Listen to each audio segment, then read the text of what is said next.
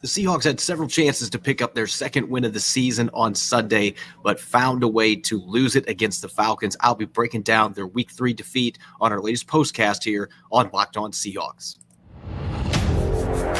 You are Locked On Seahawks, your daily Seattle Seahawks podcast. Part of the Locked On Podcast Network, your team every day.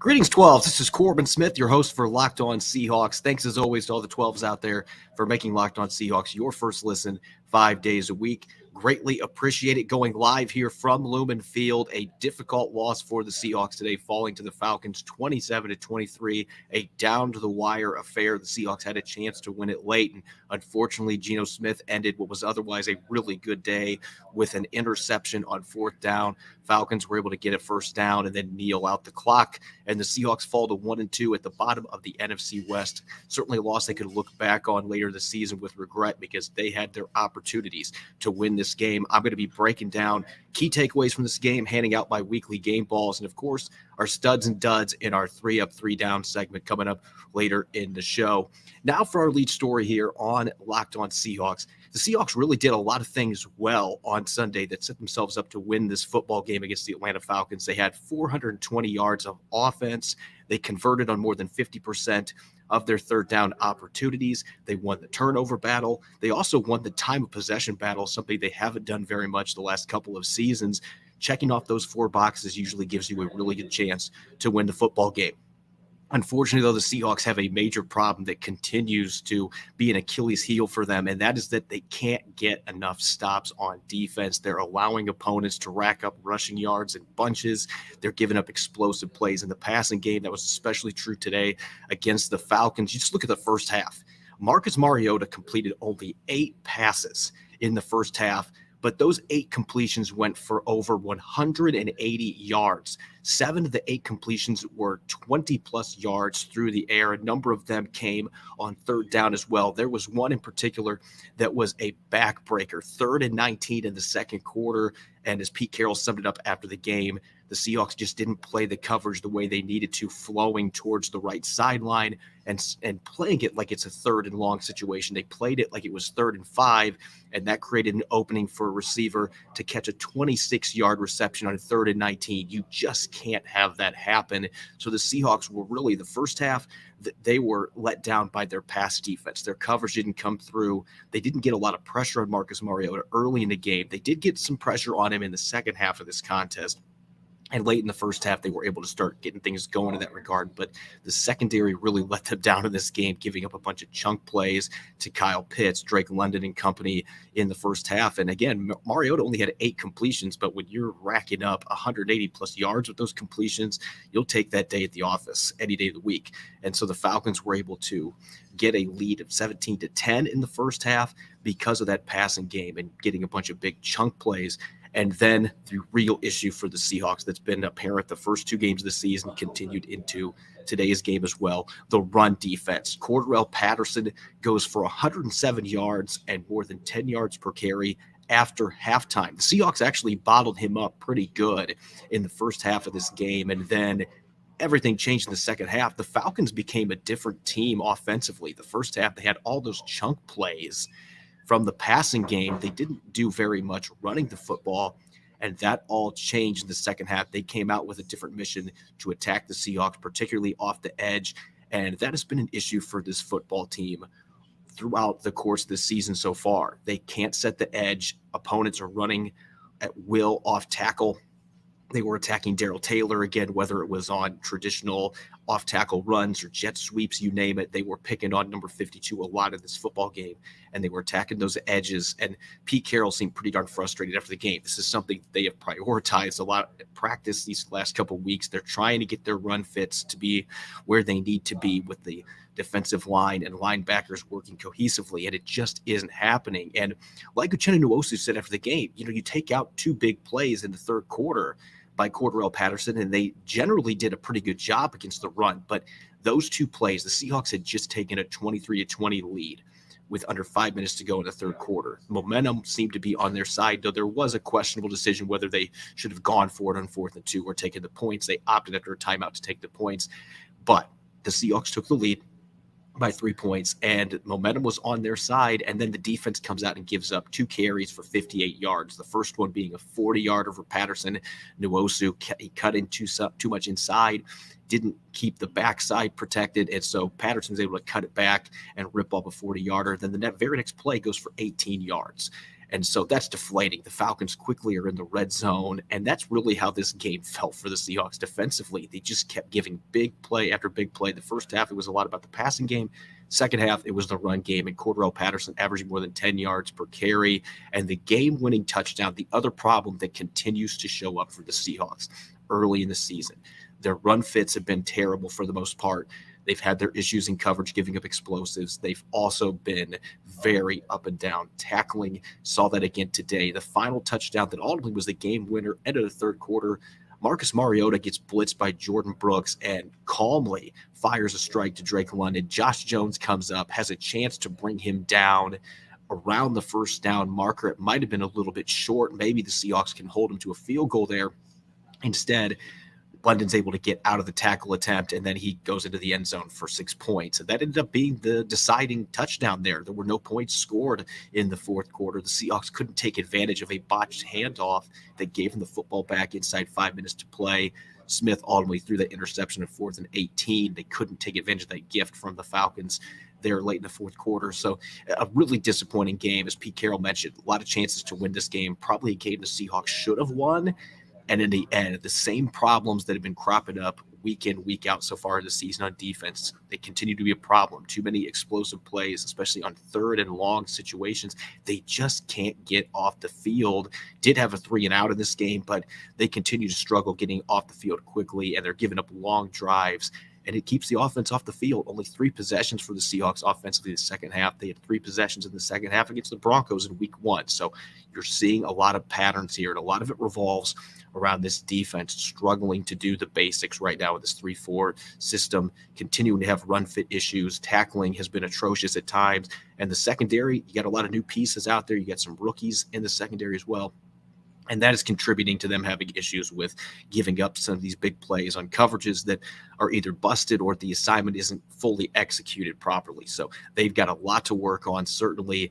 And this is a game that they're going to be looking back on, one of the few games on their schedule that you could circle at home and think, you know what, the Seahawks should have a good chance to win this game.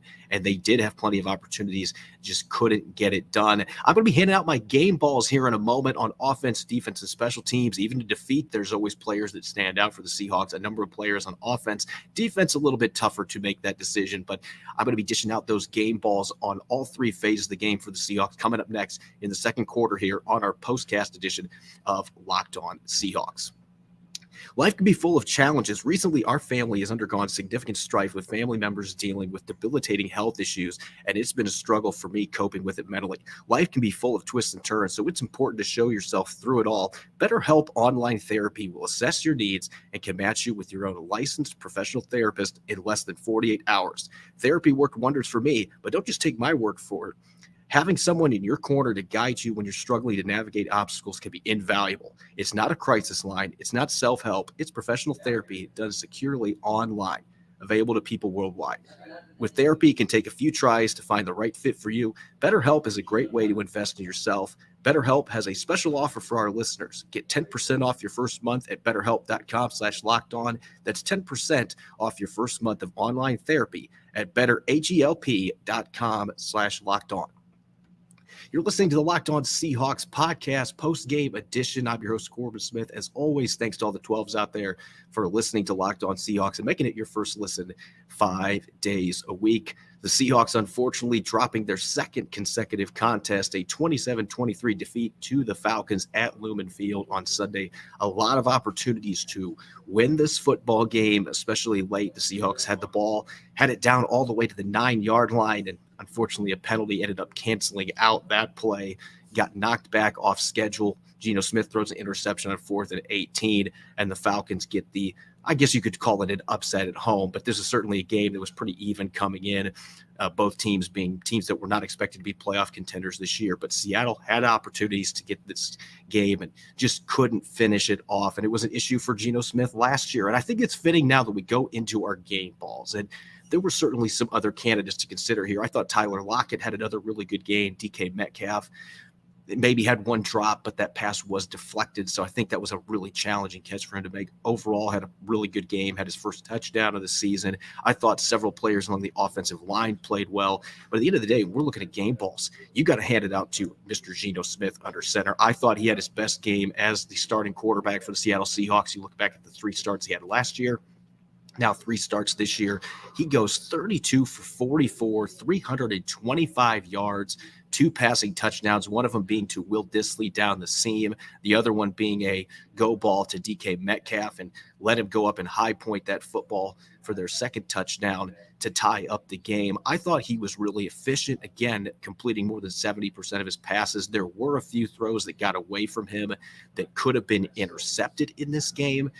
But with that being said, I think the area that he's really been most impressive these first 3 games here has been third down. He's done a really good job of finding Tyler Lockett, DK Metcalf a few times today, Colby Parkinson, and Marquise Goodwin getting involved as well. That, he's been able to distribute the football to his receivers. And there was another one he checked down to DJ Dallas. Seattle converted on more than 50% of their third down opportunities today. And they were especially good in the first half, sustaining drives, getting downfield, and finishing off a number of those drives with touchdown passes from Geno Smith. So I thought he played really well for most of this game. There's going to be some listeners that are going to point out, didn't get the job done at the end. Yeah, certainly didn't. That interception that he threw on 4th and 18, you can't have that. The sack he took the play before on 3rd and 8, that was probably the play that to me is the one that you can really put a red flag there for Geno Smith on, because you can't take a sack in that situation. But the pressure was immediate. He was trying to make a play downfield, 8 yards on 3rd down. That's still a fairly significant gain that you have to move the chains. Now, they could have gotten a quick pass and had a much shorter 4th down opportunity, but it just wasn't there. The pressure gets to him. So certainly not a perfect game, but I thought Geno Smith played really well, the best start that he has had for the Seahawks. And when your quarterback throws for 325 and completes more than 70% of his passes, and up to that final play had not had any turnovers, you should win the game 95% of the time. The Seahawks, again, had opportunities to do it, and the defense did not step up their play enough to help the offense. They put enough points on the board to be able to win this game. It just didn't happen. So I thought Smith played well. I thought he played really well for most of the game. And to be honest, if you could take away that last sequence of plays there, he was clearly the better quarterback of the two today, even though Mariota made plenty of plays himself. I thought Geno played his mind out of his mind for a good chunk of this game. Now, going to the defensive side of the football, this was a much tougher pick for me because most of Seattle's defense struggled in this game. When you give up 27 points, almost 400 yards of offense to the Falcons, a team that's got Marcus Mariota under center, they got rid of some of their best players on the outside in recent seasons. They do have Drake London. Obviously, Kyle Pitts is a major matchup nightmare, but this is not an offense that has a ton of weapons necessarily, and they've got a journeyman quarterback just like the Seahawks do in Geno Smith. You give up that many yards, it's difficult to find bright spots, but I think Kobe Bryant deserves the game ball today. This is a rookie that has been much maligned in his first couple of games. You look at what happened last week. He had 3 defensive penalties called against him. 2 of them were on third downs that would have ended drives for the 49ers, and instead it ended up sustaining them. Can't make those kind of mistakes. But again, this is a first-year player that just kind of got thrown into the fire playing slot corner, which he didn't play at all at Cincinnati. He's been playing for Justin Coleman, who's been out injured, and today did not give up any of those explosives that the Falcons had in the first half. He was not a coverage culprit on any of those plays. He also had a really nice sack that ended up thwarting one of the Falcons' most promising drives in the second quarter. It looked like the Falcons were going to march right down and put another touchdown on the board, and yet here comes Kobe Bryant blitzing like a house fire off the edge from the slot corner position, and he blew up Marcus Mariota. This was not one of those, real light, like push tap slot corner blitz sacks. He blew up Marcus Mariota, one of the hardest hits in the entire game, ended up demolishing him back there, and that led to a field goal for the Falcons instead of a touchdown. So I thought he played really well in this football game, provided a great opportunity for the Seahawks to go into the half with a little bit of momentum. Didn't carry that over as much as they needed to on the defensive side of the football. But nonetheless, I thought Kobe Bryant had his best game so far as a pro. He's making steady progress, and maybe, just maybe, he's improved enough the last few games that the Seahawks might feel like, let's just go forward with him as the slot corner instead of Justin Coleman when he comes back from a calf injury. We'll just have to wait and see what happens on that front. But nonetheless, I thought he played really well, had a solid game for the Seahawks in the secondary that otherwise really struggled for the most part against the Falcons. And on special teams, this one's pretty simple for me. Look at the special teams. I think it's Jason Myers. You got to give Myers the game ball because he made all 3 kicks. Pretty self-explanatory. There have been some big plays from the special teams unit the last couple of weeks. And today, there weren't really any mistakes by the special teams unit, but you didn't have any big hits by the kick and punt coverage. You didn't have any turnovers created or anything like that. So Jason Myers, by default, goes out, makes all 3 of his field goals, makes both of his extra points. So by default, he's going to end up getting the game ball. Now, to wrap up our postcast here, going into our 3rd segment, as I do each and every week, it's time for 3 up, 3 down, looking at the studs and duds for the Seahawks, which players shined in defeat and which ones are going to be looking to play much better in week 4 when the Seahawks get on the road and face the Detroit Lions. Let's start with 3 up right now. And I'm going to start in the offense with running back Rashad Penny. I thought Rashad came out running really hard in this football game, had an excellent performance. Came out and had 35 rushing yards on just 4 carries on Seattle's opening drive that ended with 3 points, 3 straight runs to open the game of 10 or more yards. That's the type of explosiveness we saw from Rashad Penny late last season, and yet it hasn't been there very much early in this season because the blocking has not held up. And this game kind of was a microcosm of the way the run game has been for the Seahawks early on this season. Penny has had some success, but they haven't been able to get enough touches. They did have over 100 rushing yards today, averaged almost 5 yards per carry. Penny averaged 4.7, had 66 yards for the game, came up with a few big plays late, but they haven't been able to get 4 quarters put together where the run game is playing at a high level. And so certainly they're looking to get more consistency from that group. But Rashad Penny, I thought, played really well today. 14 carries, 66 yards, had a big play on a screen that unfortunately got called back. That looked like that was going to win the game for the Seahawks. They had the ball at the 9-yard line on their last drive after that screen play. It gets called back with a holding penalty on Damian Lewis. The Seahawks are pushed back beyond the 30-yard line, and then the rest is history. They're behind the sticks. You have the 3rd down sack on Geno Smith, and then 4th and 18. Throws up a prayer trying to get the ball downfield and gets intercepted. So things didn't work out. But Rashad Penny had a really good game. I think certainly his best game of the year. And they got to continue to find ways to get the football in his hands because you'd like to have your feature back get 20 carries. And again, he was limited to just 14 in this game. Continuing on offense, Colby Parkinson, with his second big game in 3 weeks, he was really quiet in San Francisco. Don't believe he had a single catch against the 49ers, but went out in this game and he grabs 2 catches for 44 yards. He's not getting a lot of targets, but when the Seahawks are getting him the football, he's shown that he can win as a downfield target, and you would expect that from him. He's 6'7", and he's a really good athlete with that size. So this is a guy that should be a matchup problem for linebackers and safeties, and yet the Seahawks have not really made a concerted effort to get him involved in the passing game. You've seen that change here a little bit to start this season. Had a really nice 36-yard catch that set up Will Dissly's touchdown in the first quarter for the Seahawks. He also had another catch of 8 yards that moved the chains for a first down. So you're seeing progress from Colby Parkinson. This is a player that has battled injuries his first couple seasons, had broken foot both his first and second season that hindered him in training camp. He had to miss games early in the season. That set back his development, but it really feels like now that he's finally able to get involved in this offense. Geno Smith seems to have a lot of confidence in all of his tight ends. He's mixing and matching his throws to Noah Fant, Will Dissly, and Colby Parkinson. But this is a guy that has maybe the most upside of those three as far as being a red zone threat and being the guy that can stretch seams just because of his pure size and athleticism. So it's really nice to see that he's finally getting involved on offense consistently. Maybe not as many targets as they like to get him, but certainly a player that is going to benefit from the presence of DK Metcalf and Tyler Lockett as a tight end that should be able to make some big plays in the passing game. And on defense, I'm going to go with the other rookie corner playing in Seattle's secondary. Tariq Woolen's got a lot of room to grow. There were mistakes made in this game. He gave up 2 of the 7 explosives in coverage in the first half, and so he wasn't perfect. There are things to clean up, and for the most part, it's really assignments. One of those completions was a great throw by Marcus Mariota where it was just out of Woolen's reach, and that's an impressive throw with him having 33.5-inch arms. But the other one, he clearly was not in the right spot assignment-wise. He's still trying to figure out the feel of the game.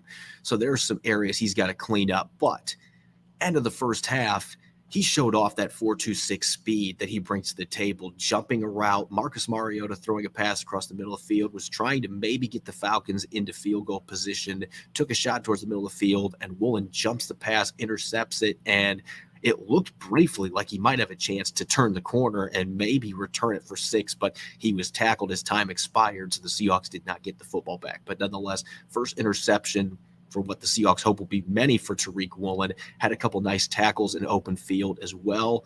Chased down Marcus Mariota running out of the pocket a couple of times. I thought there were a lot of really encouraging plays from Tariq Woolen, and we've been seeing this week in, week out. This kid comes up with splashy plays every week, and it feels like he's becoming more consistent in the secondary, and that's going to be a work in progress. Has not played corner very long, and certainly has some room to grow from a technique standpoint, but he's already exceeded expectations. He keeps getting better week in, week out.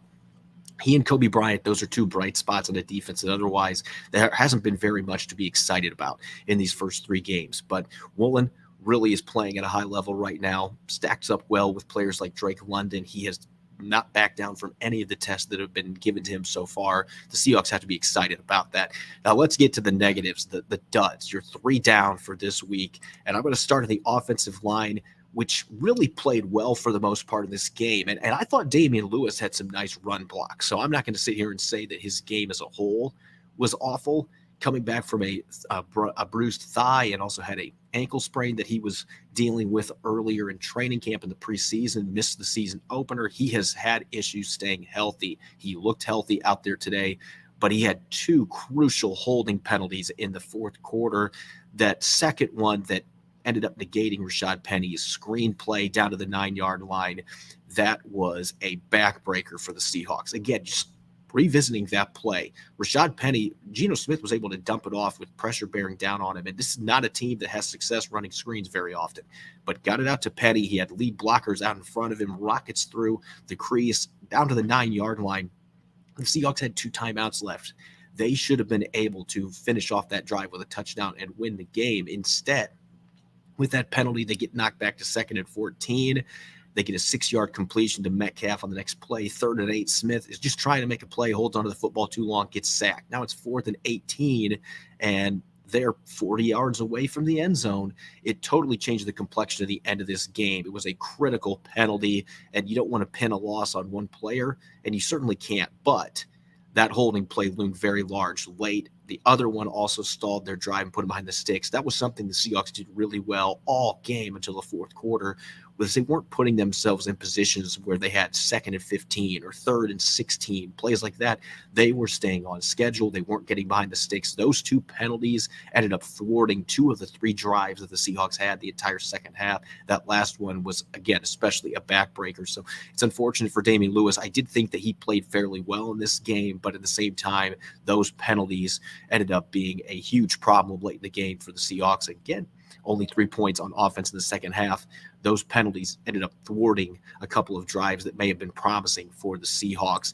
And then going to the defensive side of the ball, when you give up almost 400 yards on defense and 27 points to the Falcons, 2 of the 3 players are going to be on defense. And I'm going to go to the linebacker group with Cody Barton. And the last couple of weeks, he's been extremely productive. He's had a lot of tackles from his linebacker spot, but a lot of them have been downfield. Today, not only did he not have the tackle numbers, but you could clearly see that he was out of position on several occasions, and he is really struggling with the run fit aspect. This is the cohesion, your defensive line with the linebackers. There have been several plays where he's had linemen get up on him at the second level. He hasn't been able to shed blocks. I thought today that his pursuit angles were not very good, particularly in the second half on plays off tackle. He had opportunities to get to the ball carrier, and he wasn't able able to do it. There were a few times Marcus Mariota got outside and he was not able to take good pursuit angles to him. So you're seeing a young linebacker, first time as a starter in year 4, and he's going through some growing pains, especially in a new scheme. And I just thought that, last 2 games, he's made some nice plays. There's been some splashy plays. There's been some mistakes. I thought today was a mistake-filled outing for him. He's got to be better. They got to get back to the drawing board a little bit in terms of their run fits. I know they've been working on it, but really a struggle for Barton today. Only 5 tackles on the afternoon. Had a lot more opportunities to make plays. There were a couple times receivers flew in behind him in coverage and he allowed receptions. I just did not think that he played very well today for a defense where a lot of guys really struggled. And in the secondary, last one on my 3-down list, it may be time to start thinking about a lineup change for the Seahawks. And they're in a difficult position right now with Jamal Adams now probably being out for the season, just had surgery to repair a quad tendon injury. Josh Jones is expected to be the guy at strong safety. And Jones was Seattle's maybe best player on defense in training camp and the preseason. There's a reason that he won the roster spot. But for whatever reason, that is not translated to the regular season. He looks tentative out there right now. He's not wrapping on tackle attempts. He's not in great position when he's coming in to make tackles. He's not getting good breakdowns. He's missed probably 7 or 8 tackles at least in these first 3 games. He had a couple huge misses today. The one on London that ended up being the final game-winning touchdown for the Falcons. That was a play that he had an opportunity to bring him down, and it would have been maybe first down inside the 5-yard line, but it was an opportunity to keep him out of the end zone, and he was not able to finish the play. He left a couple tackles in the run game as well. It's been an issue. He just hasn't been taking good pursuit angles, has not had good technique bringing down ball carries. He's not wrapping a lot of the time. And I think in coverage, he's had some issues as well. A couple of those explosive plays today happened in zones that he was supposed to be covering. And so they need better performance from him, or it's time to go to Ryan Neal, who has been a steadying presence on this defense when he has been given opportunities. He's healthy after a high ankle sprain, kept him out all of the preseason, most of training camp. If he's fully healthy, Seattle may need to make a switch there and get Ryan Neal back in the lineup because Jones has really struggled for most of these 3 games so far. Again, struggled with tackles. Coverage was not great today.